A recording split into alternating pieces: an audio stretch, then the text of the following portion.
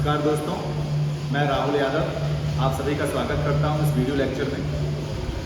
मैं आपके सामने इंट्रोड्यूस करने जा रहा हूं finite and non finite verb. आप सभी जानते हैं कि वर्ब्स क्या हैं, जिन्हें हम हिंदी में क्रिया कहते हैं, और finite and non finite verb एक बड़ा इंपॉर्टेंट टॉपिक है और वर्ब से आगे की बात हम उसमें करेंगे।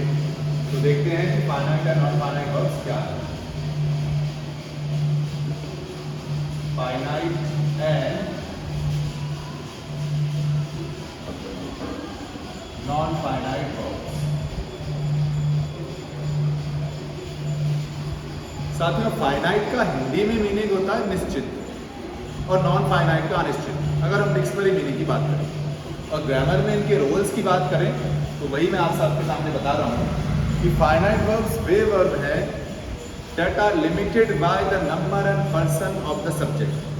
किसी सेंटेंस के सब्जेक्ट के नंबर और पर्सन के द्वारा जो लिमिटेड होती है। अब यहाँ पे लिमिटेड का क्या मतलब है कि वो सब्जेक्ट के पर्सन और नंबर के हिसाब से चलती हैं, उन्हीं के अनुसार चलती हैं।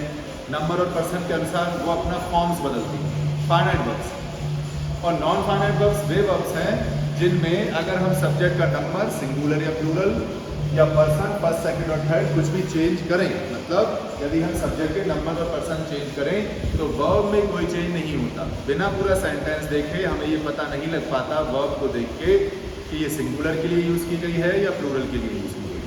तो नॉन फाइनाइट वर्ब तीन तरह की होती हैं, उन तीनों को हम डिस्कस करेंगे। और फाइनाइट वर्ब को एक ही है कि फाइनाइट वर्ब है। जैसे मैं, और इसमें टेंसेस भी कई बार ये भी होता है कि यहाँ से they also give us information about tenses. तो एक एग्जाम्पल है, राम इज माई फ्रेंड। यहां पे वर्ब क्या है, इज। क्या ये फाइनाइट है या नॉन फाइनाइट है?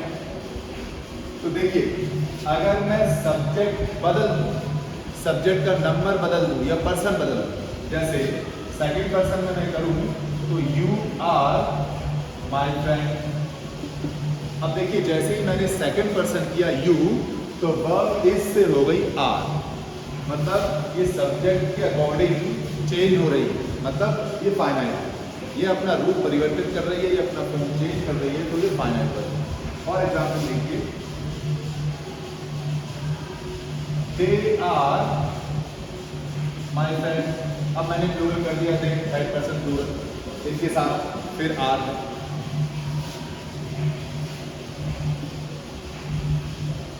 I am a doctor, I के साथ am है, and she is a doctor, she के साथ is है।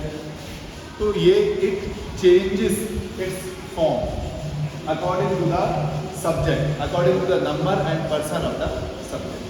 कुछ और एग्जाम्पल्स यहाँ देख सकते हैं।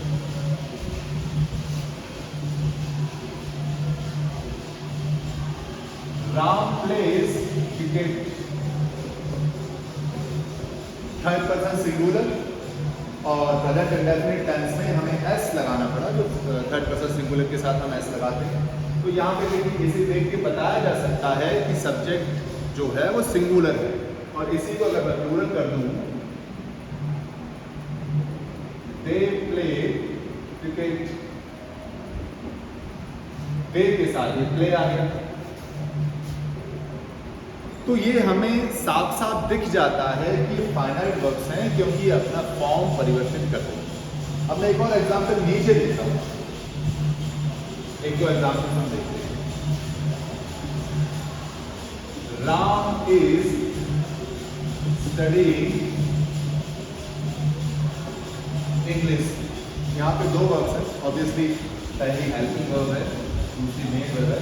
हेल्पिंग वर्ब हो या मेन वर्ब हो, दोनों को ही हम फाइनाइट और नॉन फाइनाइट में क्लासिफाई कर सकते हैं। अब यहां अगर मैं लिख दूं वी आर स्टडीइंग इंग्लिश, तो जैसे ही सब्जेक्ट चेंज हुआ और सब्जेक्ट ने अपना फॉर्म सिंगुलर से प्लूरल किया, तो इस के स्थान पे हमें आर लिखना पड़ा, इसकी जगह पे आर लिखा। लेकिन देखिए, क्या ये सब्जेक्ट के चेंज ने हमारी इस वर्ब स्टडी पे कुछ इफेक्ट डाला? नहीं। उसका कुछ बिगाड़ पाया? नहीं। इसका आर कर दिया, लेकिन स्टडी का स्टडी ही रहा।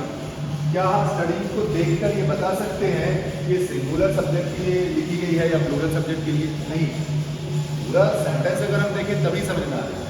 तो सिंगुलर के लिए भी सेम फॉर्म है, प्लूरल के लिए भी सेम फॉर्म है, थर्ड पर्सन के लिए सेम फॉर्म है, फर्स्ट पर्सन के लिए सेम फॉर्म है।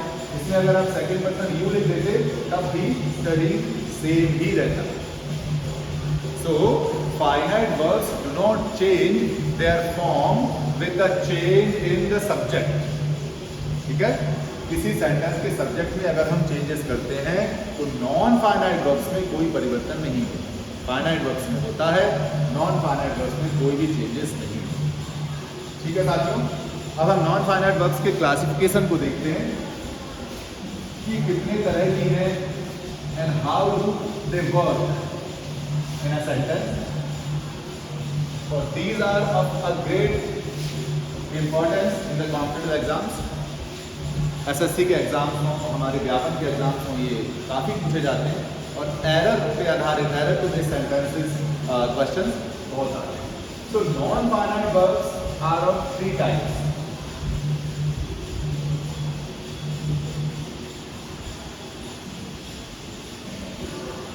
First is infinitive, second is gerund, और कुछ लोग इसे जेरंड भी बोलते हैं, एंड थर्ड इज पार्टिसिपल। तो इंफिनिटिव क्या है? It is the base form of the verb. और यहां पे as non finite verbs we will be using to plus infinitive, to infinitive. Okay,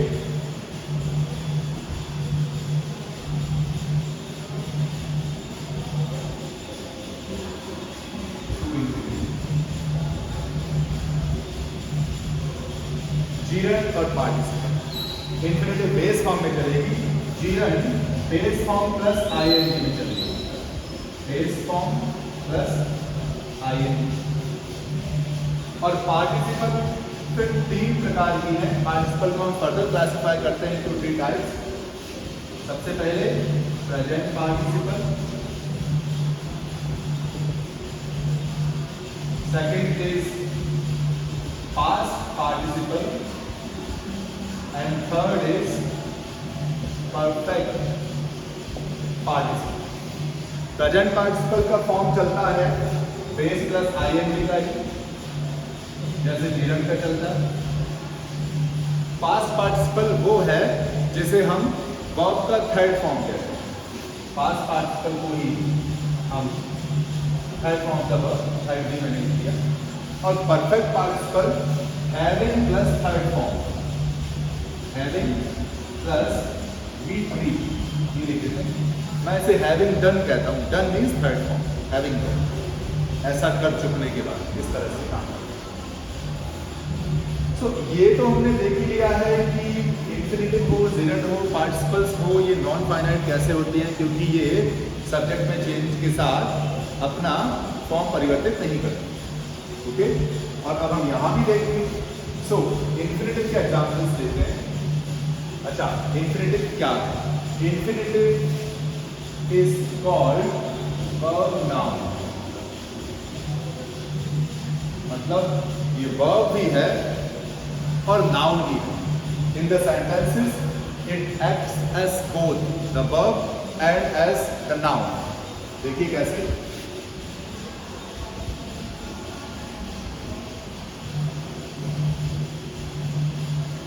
I like to swim,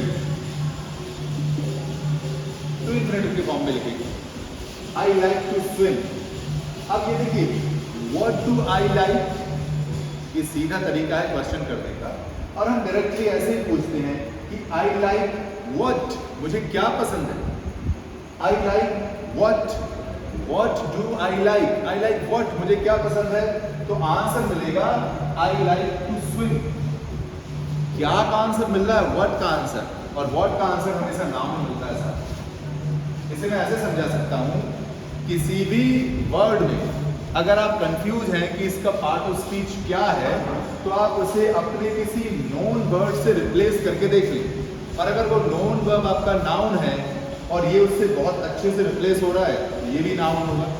अगर वो known word adjective है और अगर हम किसी दूसरे वर्ड को उससे ठीक तरह से रिप्लेस कर पा रहे हैं, तो वो दूसरा वर्ड भी एडजेक्टिव होगा, एंड सो ऑन। इस तरह से हम बहुत अच्छे से चेक कर सकते हैं कि क्या ये सच में बिहेविंग लाइक अ नाउन। तो सेंटेंस बी में मैं लिखूंगा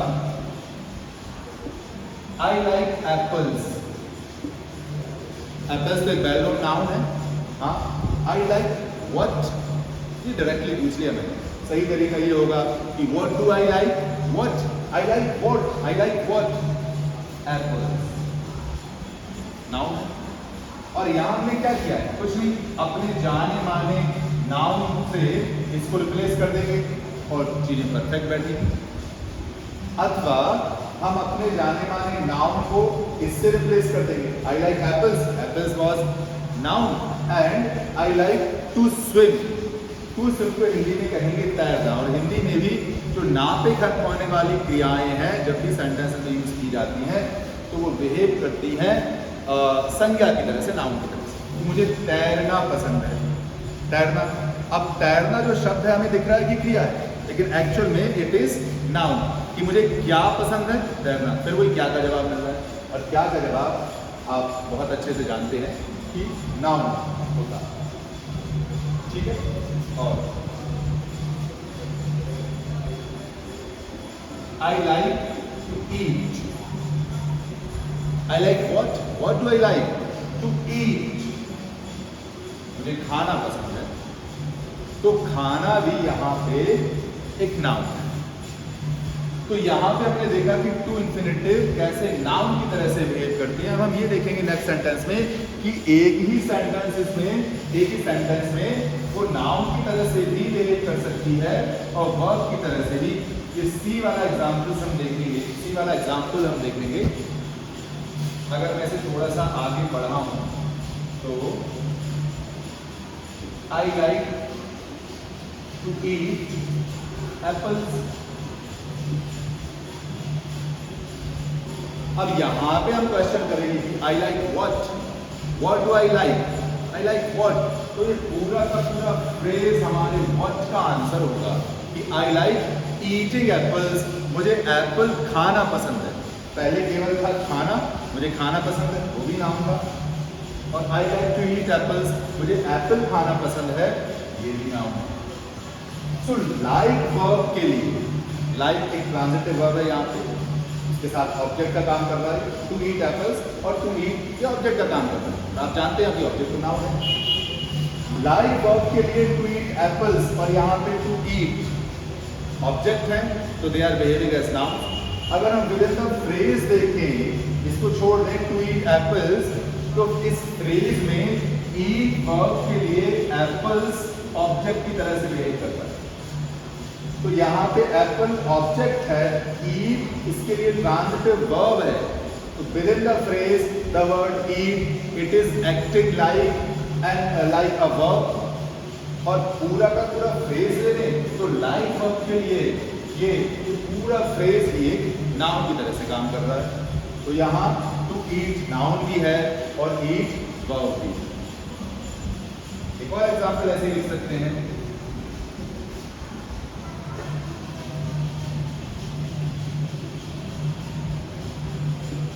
I want to sing। मैं गाना चाहता हूँ। What do I want to sing? तो to sing क्या है, नाउन है। It is behaving as the object of verb want। और अगर मैं इसी को फर्दर बढ़ा दूँ कि I want to sing a song, तो यहाँ पे टू सिंग अ सॉन्ग, ये पूरा फ्रेज वांट वर्ब के लिए ऑब्जेक्ट है, तो वो नाउन है। और within the phrase sing verb का ऑब्जेक्ट अ सॉन्ग है। मुझे गाना गाना पसंद है, गाना गाना। और क्या गाना, गाना गाना। Within the phrase sing verb के लिए सॉन्ग एक ऑब्जेक्ट है। तो यहाँ पे हम देख रहे हैं इन सेंटेंसेस में कि ये जो हमारा इंफिनिटिव है ये नाउन और वर्ब दोनों की तरह से एक साथ काम करता है। यहाँ ये केवल नाउन है इस सेंटेंस में, और इसमें फिर से नाउन और वर्ब। ठीक है, तो ये केवल एक इंट्रोडक्शन के लिए है। सो दूसरा फाइनाइट वर्ब हम स्टार्ट करते हैं।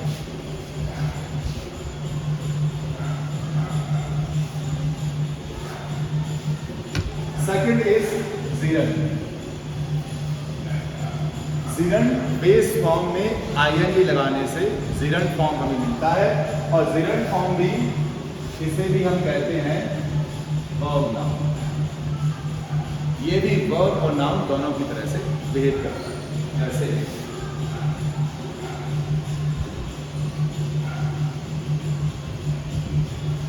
My hobby is singing. So my hobby is what? या हम बिल्कुल करेक्ट क्वेश्चन पूछे कि what is my hobby, तो फिर से what का जवाब। लेकिन हाँ, ये यहाँ पे ऑब्जेक्ट नहीं है ऑब्वियसली, ये सब्जेक्ट कॉम्प्लीमेंट है। my hobby को इस वर्ब से जोड़ रहे हैं, और वो भी नाउन का काम कर रहा है। my hobby is singing। इसी को अगर मैं पढ़ना चाहिए, यहाँ पे सिंगिंग केवल नाउन है। इसी को अगर मैं आगे बढ़ा हूँ कि my hobby is singing songs, तो सिंगिंग सॉन्ग्स पूरा फ्रेज नाउन है, लेकिन with in the phrase singing verb के लिए सॉन्ग्स ऑब्जेक्ट है। तो with in the phrase singing is behaving like a verb, और इस वर्ब के लिए हमारे सब्जेक्ट माय हॉबी के लिए सब्जेक्ट कॉम्प्लीमेंट की तरह से पूरा फ्रेज सिंगिंग सॉन्ग्स काम कर रहा है, तो it is a noun. Okay, तो इस सेंटेंस में ये नाउन भी है और वर्ब भी है। आगे देखिए,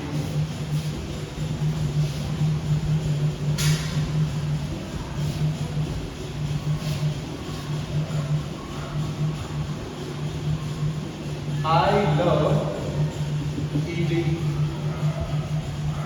What do I love? मुझे क्या पसंद है? यहाँ पे love का मतलब पसंद नहीं है। क्या पसंद है? Eating. I love what? What do I love? I love what? I love what? Eating. Love verb के लिए ये eating ऑब्जेक्ट की तरह से काम कर रहा है, तो नाउन है, इस सेंटेंस में नाउन है। और इसी को अगर मैं थोड़ा सा आगे बढ़ा दूँ कि I love eating apples, तो love वर्ब के लिए eating apples ये पूरा फ्रेज ये फिर से नाउन है कि I love what? What do I love? I love eating apples, सेब खाना पसंद है। क्या पसंद है? सेब खाना। पूरा का पूरा फ्रेज नाउन है, लेकिन with in the phrase eating verb के लिए एप्पल ऑब्जेक्ट की तरह से बिहेव करता है। तो ईटिंग यहाँ पे वर्ब भी है विद इन द फ्रेज, और पूरे फ्रेज को देखें तो ईटिंग एप्पल्स नाउन है। तो यहाँ पे हम कह सकते हैं कि ज़िरन बिहेव कर रहा है वर्ब और नाउन दोनों की तरह से। सो ये ज़िरन के लिए इंट्रोडक्शन है। Next is participles. पार्टिसिपल्स क्यों? क्योंकि तीन तरह के हैं। फर्स्ट है present participle. First participle is present participle, और प्रेजेंट पार्टिसिपल का फॉर्म क्या होता है? बेस प्लस आईएनजी फॉर्म, मतलब base form of the verb, first form जिसे हम कहते हैं, और आईएनजी, मतलब जैसा जिरन का फॉर्म था वैसा ही फॉर्म होता है प्रेजेंट पार्टिसिपल का। ठीक है, लेकिन प्रेजेंट पार्टिसिपल नाउन की तरह से बिहेव नहीं करता।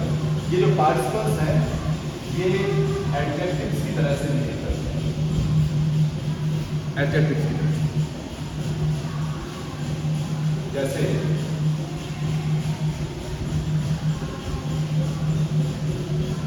I saw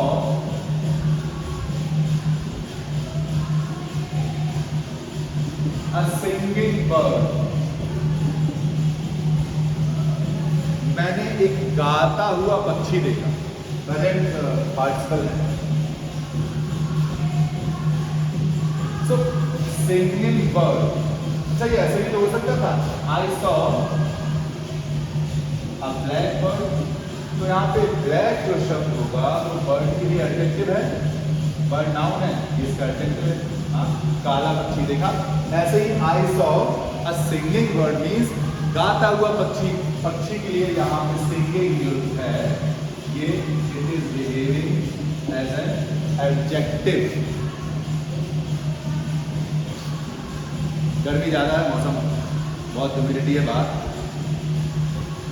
तो ये एग्जाम्पल हुआ प्रेजेंट पार्टिसिपल का, जिसे डिटेल में हम और देखेंगे। ये भी बहुत इंपॉर्टेंट है, एग्जाम में बहुत पूछा जाता है। नेक्स्ट हम पास्ट पार्टिसिपल का है, इंट्रोडक्शन करेंगे। पास्ट पार्टिसिपल और ये बस शॉर्ट इंट्रोडक्शन हैं, तो आप लोग पास्ट पार्टिसिपल क्या है? Third form of the verb का तीसरा। और ये कैसे एडजेक्टिव की तरह से बिहेव करेगा? And they also, present participle हो पास्ट पार्टिसिपल हो, they also behave as verbs, verb की तरह से भी काम करते हैं। जैसे कंटिन्यूस सेंटेंसेस में जब हम आईएनजी वाला फॉर्म बनाते हैं कंटिन्यूस टेंस में कि वी आर स्टडीइंग, तो वहाँ पे स्टडीइंग है, नॉन फाइनाइट वर्ब है ऑब्वियसली, और वहाँ पे ये एडजेक्टिव की तरह से बिहेव नहीं कर रहा है, वो बिहेव कर रहा है केवल वर्ब की तरह से कि आई लाइक स्टडीइंग इंग्लिश। तो स्टडीइंग इंग्लिश, तो स्टडीइंग ओनली वर्ब है। आई लाइक स्टडीइंग इंग्लिश में नहीं, सॉरी, वो मैंने किरण का एक एग्जाम्पल बोल दिया। आई एम स्टडीइंग इंग्लिश, जैसे मैं प्रेजेंट पास्ट करता थोड़ा सा लिखूँ, आई एम स्टडीइंग इंग्लिश। यहाँ पे साथ में स्टडीइंग प्योर वर्ब, ये एडजेक्टिव है। मैं अंग्रेजी पढ़ रहा हूँ। कंटिन्यूअस टेंसेस में जो आईएनजी वाला फॉर्म हम यूज करते हैं वो जीरेंट नहीं होता है कभी भी, वो होता है प्रेजेंट। और परफेक्ट टेंसेस में जो हम वर्ब का थर्ड फॉर्म यूज करते हैं वो होता है पास्ट पार्टिसिपल। तो वर्ब की तरह से तो काम करता ही है, एडजेक्टिव की तरह से भी काम करता है। जैसे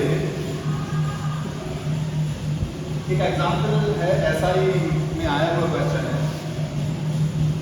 वो तो वर्ब का एरर ढूंढना था वहां पे, लेकिन मैं उसी को यूज कर रहा हूँ। अ काम सी, एक शांत समंदर, does not make, या लिखूं, a calm sea does not make a skilled sailor, sailor means जहाजी। एक शांत समंदर कभी भी स्किल्ड, कुशल जहाजी का निर्माण नहीं करता। तो ये स्किल्ड यहाँ पे सेलर के लिए एडजेक्टिव है। हम यहाँ पे ये भी तो कह सकते थे, a calm sea does not make a good sailor, good adjective होता है। और यहाँ भी फिर वही फॉर्मूला अपना काम करेगा कि हम अपने वेल नोन एडजेक्टिव से इसे रिप्लेस करके देख लेंगे, और अगर वो बहुत अच्छी तरह से फिट हो जाएगा तो 100% ये ही सेम वर्ड है। अगर वो एडजेक्टिव है तो ये भी एडजेक्टिव है। एक तरीका है रिप्लेसमेंट का। A calm sea does not make a skilled sailor, या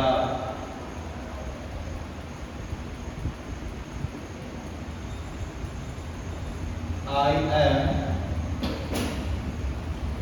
interested,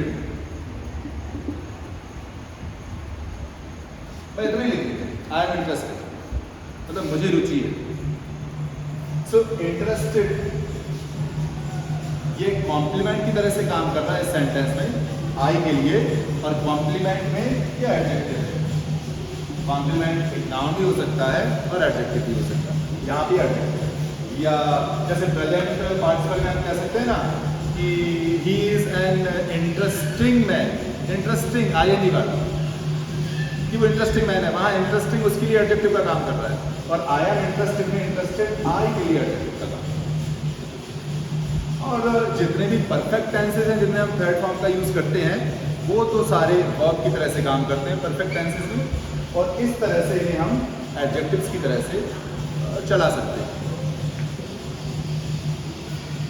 एक लास्ट पार्टिसिपल हमारा बचा हुआ है,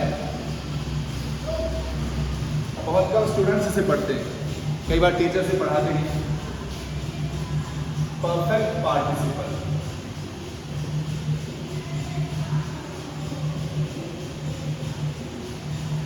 परफेक्ट पार्टिसिपल चलता है हैविंग प्लस V3 के form, having plus third form of the verb. और उसका सेंस निकलता है ऐसा कर चुकने के बाद, having done something, having completed something, having said that, ऐसा कह चुकने के बाद अब मैं और ऐसा कहना चाहता हूँ, जैसे हैविंग कंप्लीटेड हिज होमवर्क, मतलब अपना होमवर्क कर चुकने के बाद Ram went out to play. Having completed his homework, Ram went out to play. कि अपना होमवर्क कंप्लीट कर चुकने के बाद राम खेलने चला। तो इस तरह से इसे हम परफेक्ट पार्टिसिपल कहते हैं, क्योंकि ये काम की पूर्णता को दिखाता है। परफेक्ट का मतलब ये पूर्ण है, चाहे वो हमारे नॉर्मल परफेक्ट टेंसेस हो, प्रेजेंट परफेक्ट, पास्ट परफेक्ट और फ्यूचर परफेक्ट, तो काम की पूर्णता को दिखाता है। सो जो हैविंग कंप्लीटेड है, हैविंग प्लस प्लेटफॉर्म, ये हमारा ये तीसरा पार्टिसिपल है, परफेक्ट पार्टिसिपल। तो this was a small introduction to the finite and non finite verbs, और इसके बारे में हम डिटेल से नेक्स्ट लेक्चर्स में पढ़ रहे होंगे। तो मुझे उम्मीद है आप सबको समझ में आया होगा। हाँ, थोड़ा सा साउंड में कुछ प्रॉब्लम है, क्योंकि वो नॉइस कैंसलेशन माइक हमने यूज़ नहीं किया है, तो बाहर का कुछ शोर आ रहा है, पास में मंदिर है, वहाँ पूजा पाठ चल रहा है, तो उसका भी शोर आ रहा है, लेकिन उसे नेगलेक्ट किया जा सकता है। आपको बस ये देखना है कि जो हमने आज पढ़ा है क्या आपको समझ में आ रहा है, क्या मैं अपनी बात पूरी तरह से आपको कन्वे करवा पा रहा हूँ या नहीं, ये मेन पॉइंट है। ठीक है दोस्तों, मिलते हैं अगली क्लास में, तब तक के लिए थैंक यू।